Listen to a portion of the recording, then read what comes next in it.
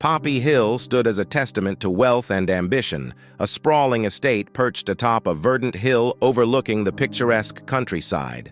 The grand manor, with its imposing facade and manicured gardens, was home to Arthur Blackwood, a successful businessman whose steely gaze mirrored the cold, calculating nature that had propelled him to the pinnacle of his industry. Yet behind the facade of opulence and success, a shadow lurked, a darkness that seeped into the very foundations of the Blackwood household. At the heart of this darkness was Victoria Blackwood, Arthur's wife, a woman whose artistic spirit seemed to wither under the weight of her gilded cage. Victoria, a talented painter, possessed a quiet intensity that contrasted sharply with her husband's domineering presence. Her canvases, once vibrant with life and emotion, now bore a melancholic hue, reflecting the growing emptiness within her. The loveless marriage had become a suffocating burden, a constant reminder of the dreams she had sacrificed for a life of material comfort but emotional deprivation. Arthur, a man driven by ambition and a deep-seated need for control, viewed Victoria as a possession, a trophy wife to adorn his arm at social gatherings. He was oblivious to her emotional needs, dismissing her artistic pursuits as frivolous distractions. His suspicions about her fidelity, fueled by his own insecurities and controlling nature, cast a pall over their already strained relationship. Into this suffocating atmosphere entered Olivia Thorne, Victoria's cousin, a breath of fresh air that stirred the stagnant waters of Poppy Hill. Olivia, a successful writer with a free spirit and a sharp wit, was the antithesis of her introverted cousin. Her husband Benjamin, a charming and talented architect, possessed a warmth and sensitivity that drew Victoria in. The first encounter between Victoria and Benjamin was like a spark in the darkness. Their shared passion for art ignited a connection that transcended the superficial pleasantries of social gatherings. Victoria found herself drawn to Benjamin's genuine interest in her work, his ability to see beyond the facade of the Blackwood name and recognize the artist within. Their conversations, filled with intellectual curiosity and artistic passion, were a stark contrast to the sterile interactions she endured with her husband. As the days turned into weeks, Victoria and Benjamin's connection deepened. Stolen glances across crowded rooms, whispered conversations in secluded corners of the estate, and shared moments of laughter during family gatherings fueled a flame that threatened to consume them both. The seeds of an illicit affair were sown, a dangerous liaison that would shatter the fragile peace of Poppy Hill and unleash a torrent of unforeseen consequences. The air at Poppy Hill grew heavy with unspoken desires and simmering resentments. The idyllic facade of the Blackwood estate began to crack, revealing the dark secrets that lay hidden beneath the surface. A storm was brewing, a tempest of passion, betrayal, and ultimately violence that would forever change the lives of those entangled in its path. The connection between Victoria and Benjamin deepened with each stolen moment, each shared glance, each whispered conversation. Their shared passion for art became the foundation of their burgeoning relationship, a language spoken without words, a bond forged in the crucible of creativity. Victoria, starved for intellectual and emotional stimulation, found solace in Benjamin's company. He saw beyond the gilded cage that confined her, recognizing the vibrant artist trapped within the gilded cage of her marriage. Their secret meetings took place in the poppy garden behind the estate, a hidden oasis of vibrant color and intoxicating fragrance. The scarlet blooms, swaying gently in the breeze, provided a backdrop of breathtaking beauty, a stark contrast to the clandestine nature of their encounters. In the embrace of the poppy garden, Victoria and Benjamin shed the masks they wore for the world, revealing their true selves to one another. Victoria's heart, long dormant, began to awaken. The touch of Benjamin's hand, the warmth of his gaze, the sound of his laughter. These were the things that filled the void within her. She yearned for a life free from Arthur's suffocating control, a life where she could embrace her passions and express her true self without fear of judgment or reprisal. But the fear of Arthur's wrath, a fear deeply ingrained after years of emotional manipulation, held her back. Arthur, ever vigilant and suspicious, sensed a change in Victoria. Her newfound vivacity, the sparkle in her eyes, the subtle defiance in her demeanor. These were signs he couldn't ignore. His paranoia grew, fueled by his own insecurities and the whispers of gossip that inevitably circulated within their social circle. He began to monitor Victoria's activities, checking her phone, reading her emails, even hiring a private investigator to follow her movements. While Victoria and Benjamin's relationship blossomed in secret, whispers of doubt began to swirl around Benjamin's intentions. Rumors of financial troubles and a past grievance with Arthur surfaced, casting a shadow over his seemingly genuine affection for Victoria.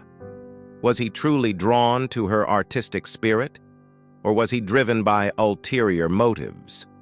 The seeds of doubt were sown, adding another layer of complexity to the already tangled web of relationships at Poppy Hill.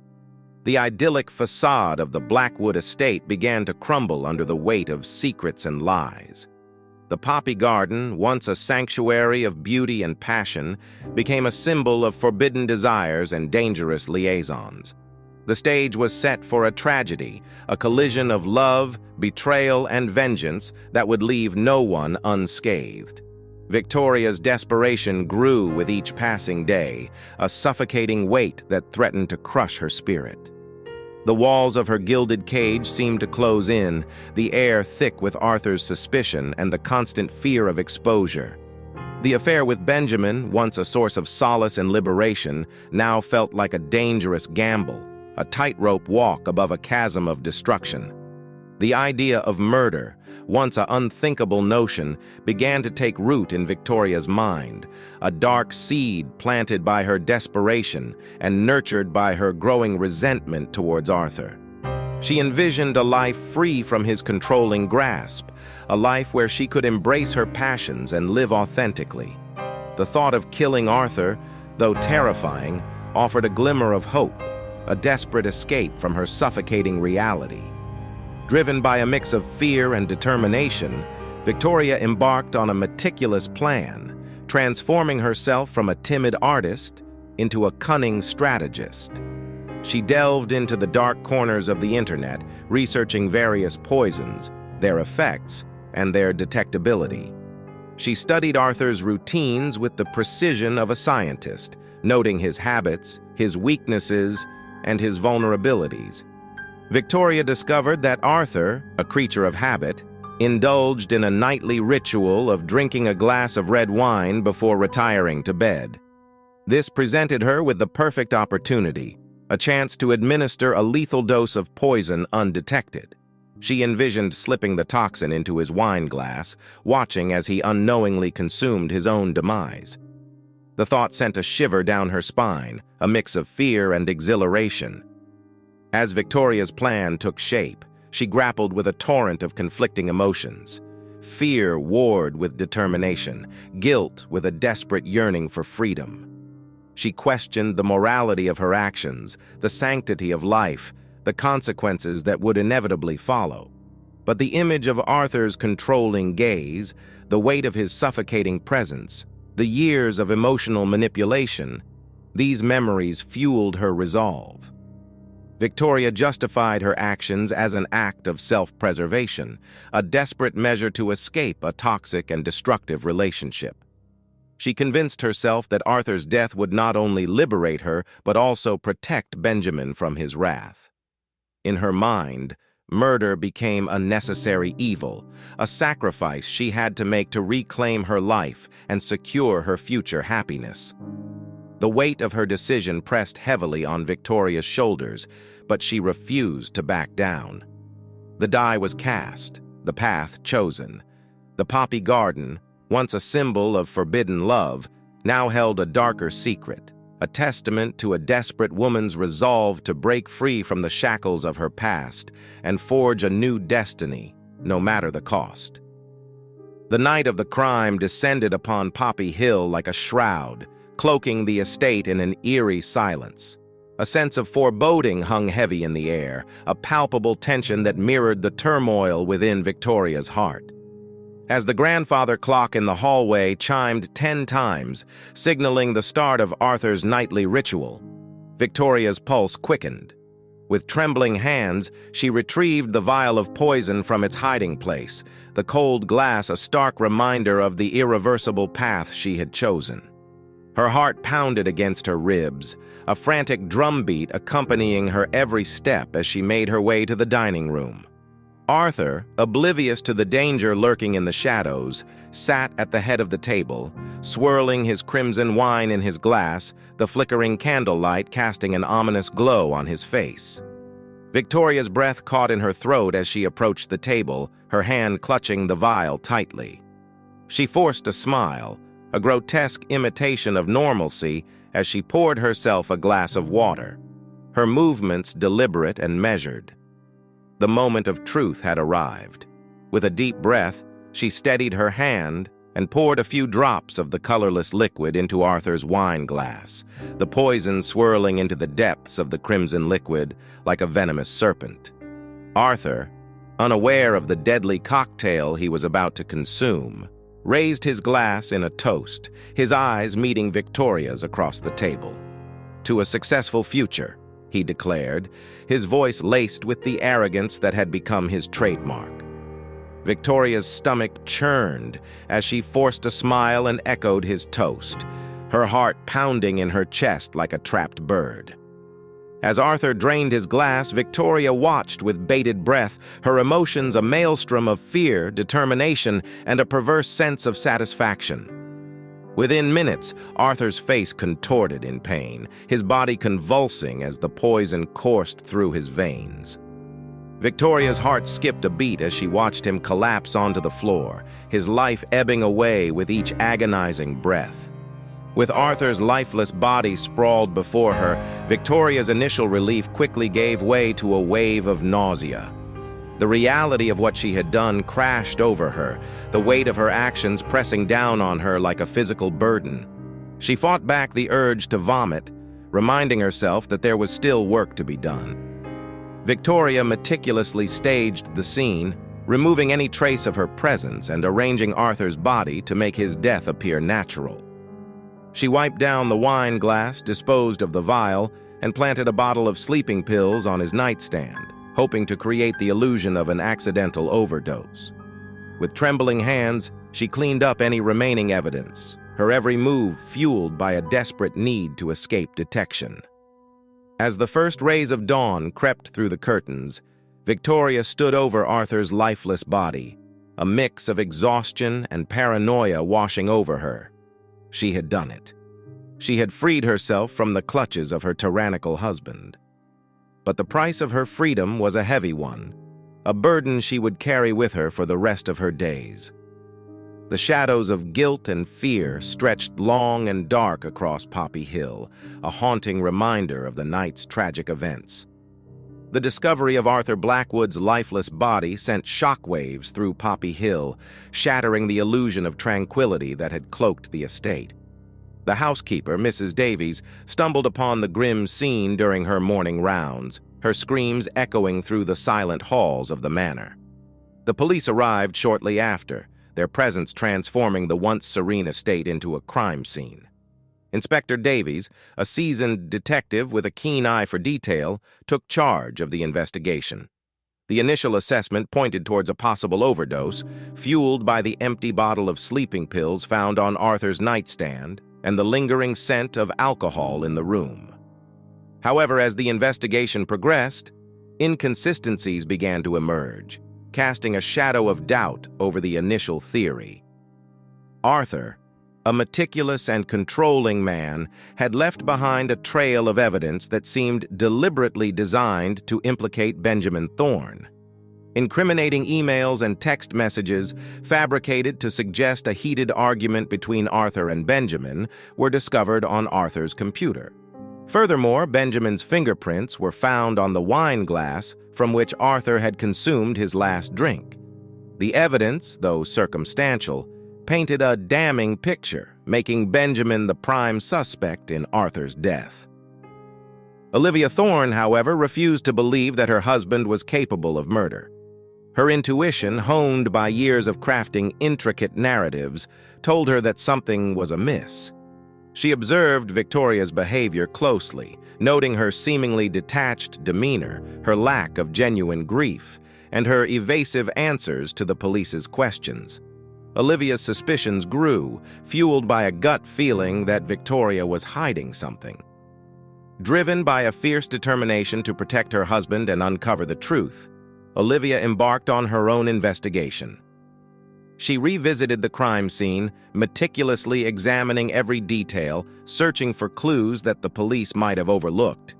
She interviewed the staff at Poppy Hill, piecing together a timeline of events leading up to Arthur's death.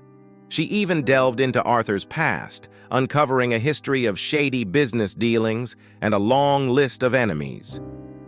Olivia's persistence paid off when she stumbled upon a hidden room in Victoria's art studio.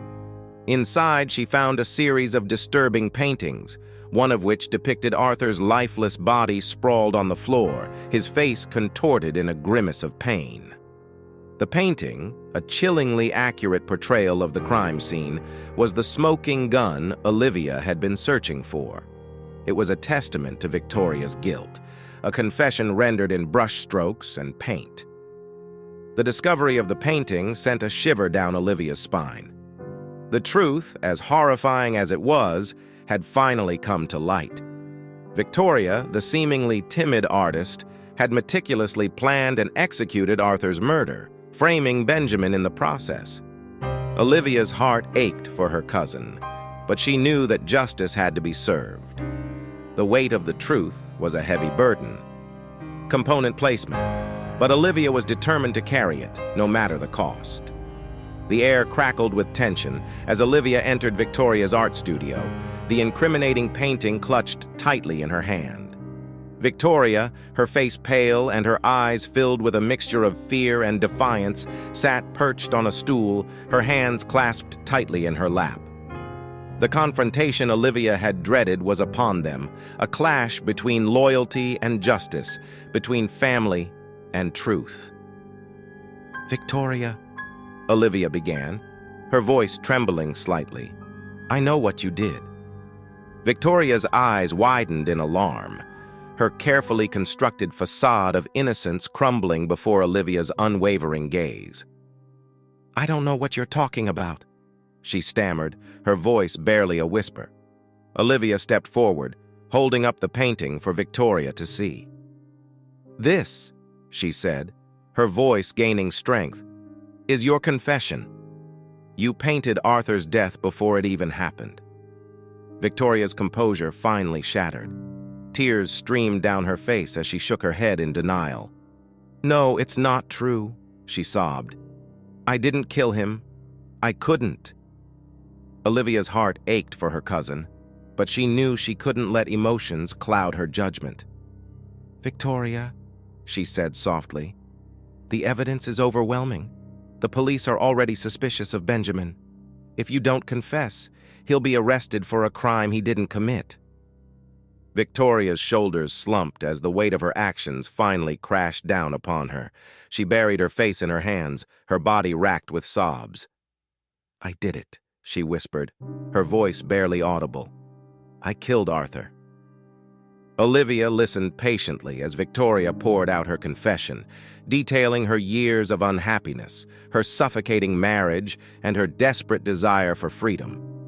She spoke of her affair with Benjamin, her fear of exposure, and her meticulous plan to poison Arthur.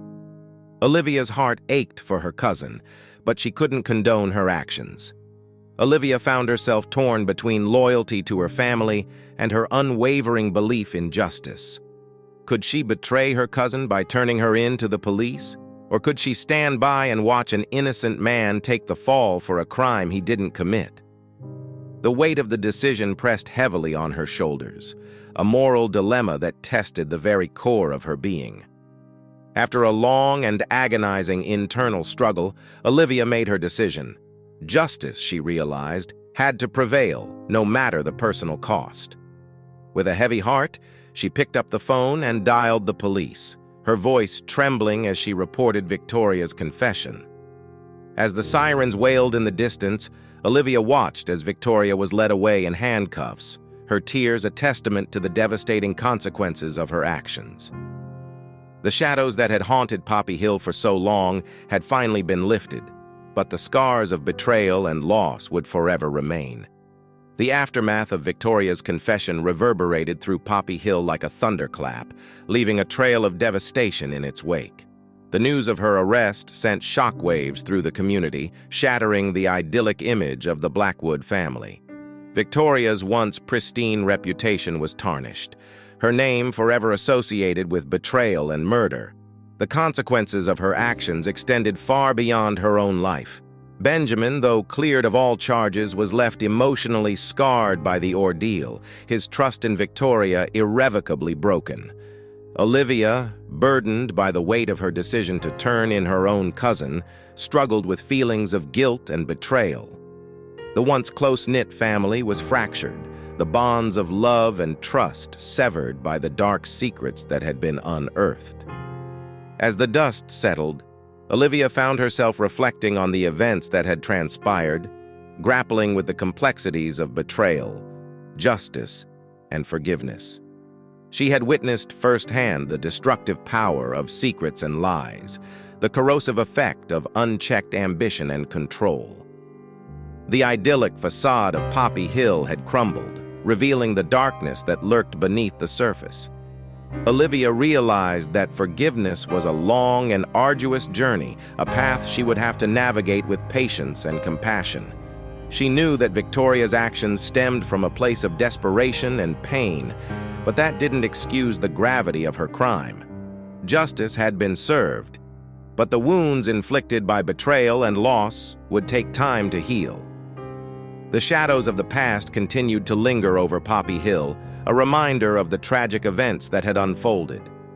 The estate, once a symbol of wealth and success, now stood as a testament to the fragility of human relationships and the devastating consequences of unchecked desires. The Poppy Garden, once a sanctuary of beauty and passion, now served as a haunting reminder of the secrets that had bloomed in its midst. The story of Poppy Hill served as a cautionary tale, a reminder that even in the most idyllic of settings, darkness can lurk beneath the surface.